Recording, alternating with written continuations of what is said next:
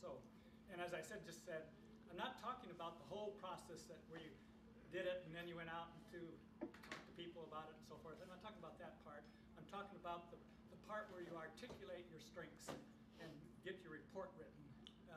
That part is what I'm talking about. To do this, this background, and I'm going to way back to the almost to the beginning of the human species, and think about kind of a real quick trip. Go back with me and imagine our forerunners being cavemen or earlier times, and all the things that we went through. Because I think, in a way, that history, that cultural, that background, I'm not saying, I shouldn't use the word culture yet, but that background somewhat affects who we are now and what we do. So I want to go back there, and I want to basically talk about the early part of, especially, can you imagine being an early human where you were running around kind of just trying to survive, and there were all sorts of threats, and you had to watch out for the saber-toothed tigers or whatever they had in those days, and how the storms would come along, you'd have to prepare so you didn't starve, and it was really tough. And during that time, human beings that survived the best were the ones that really watched out for what could get them, what could go wrong, what could kill them before they have a chance to reproduce and so forth. So the selective part there for humans was the people who were best at looking out for what could go wrong, weaknesses and things that are dangerous. It would be the thing, and so you get a different type of person. You get a type of person who is really good at watching out for threats and all the things that go wrong, and so that affected us and reproduced.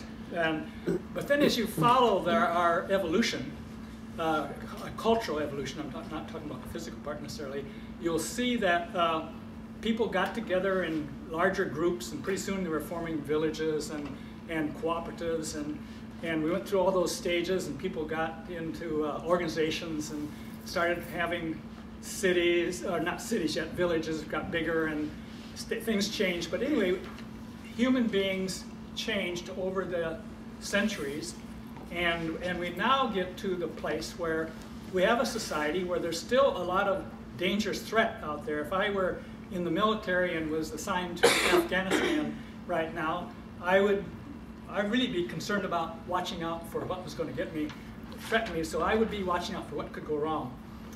So that would still be a really valuable thing, to be looking for that. But we also know that back here in the United States and other places, that the people who are real fear sensitive and looking for threats, they aren't that great of people for getting along with other people and forming cooperatives and thinking positively and so forth, having a good life, which makes our current society work well. So there's kind of like different ways you can look at what could go wrong and the fear-based threats, or you could look at how we can cooperate and how we can make things better and so forth. There's kind of different ways of coping. Well, we do both, of course. We all have to do both. But there's been that change, and so that's that later part is there's more possibility focused. There's more hope. So that's where we are now. We have this background of these two ways. It's a lot more complicated than that, but there's two basic ways of sort of dealing with the environment. Do we look out for what could go wrong, or do we try to make things a lot better and forget about what could do us in, and how we could work better and have a better life and a better society? So that's the background, the framework for what I want to talk about. And then I want to go to some really good research by Bauermaster and a group of people. And basically, you can read some of that maybe. The title of their big article, their big book almost, is "Bad is Stronger Than Good."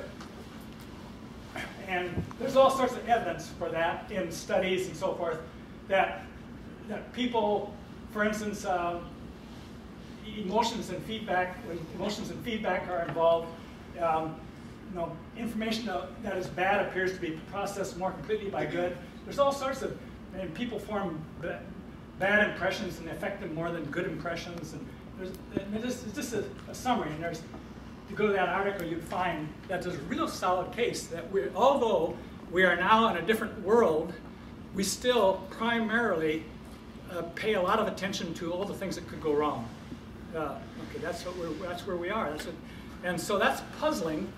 And then in the last few years, people started noticing, well, wait a minute now, this happened before, but the positive psychology movement, which I read a lot and pay attention to it. I don't know that if you're paying much attention to the psychology, and maybe if it's on the internet a lot, there is this idea about focusing on the positive, and there's research behind it and so forth. And so what they've found, I think I've summarized it here, that this explosion in research and theory, and basically we're in 1998, around almost the turn of the century, this positive psychology movement came along and assembled a lot of, and that basically they're saying that the positive perspective is very beneficial.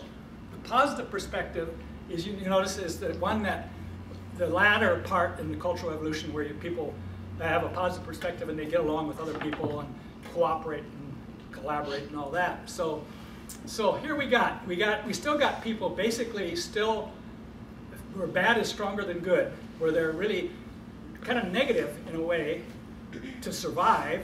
And then at the same time, we have growing evidence that when you do focus on the good, on the positive, that it works a lot better. You get along with people better and society works better. So we got this sort of situation right now in our lives where we have this sort of push-pull about how we should focus our attention, you might say, on the bad or the good. And so actually, this particular process you've been in this week, the Dependable Strengths process, is focusing on the good. It's just shifting your attention from everything that you do pay attention to pay more attention to the strengths, to the good, you might say. Again, what strengths are is basically good. I mean, if you think about the definition of what is a strength, well, it's a positive quality or attribute. So when I say strength focused, I'm basically saying being positive in your perspective, and that's what the Dependable Strengths process basically helps you do. You focus your attention on your own and the people in your quad's strengths, which means you focus on positive for a while instead of which is normal to also look at the weaknesses. I'm not saying you don't look at weaknesses and you obliterate that. No, that you have to look at strengths and weaknesses, but I mean, we tend, as that research by Bauermeister says, we tend to pay more attention to the weaknesses. And so can you shift your attention over and pay more attention to strengths, and can you help other people do that? That's the big question, and that's what Dependable Strengths helps you do. So that's where we are right now, I believe, in this whole situation. And I'm sure that most of you take my word for it. You believe it. You already know that it works, and you probably know some of this literature. But that people have summarized the case for more positive focus, focusing on the good. And there's in the thing you're going to be handed out in a couple hours, this big document. There is a paper that I did a couple years ago, where it summarizes this research and builds the case for it. So won't do it now, but it's you're going to get some more. If you're interested in this, you can read up quite a bit more on this. So that's coming.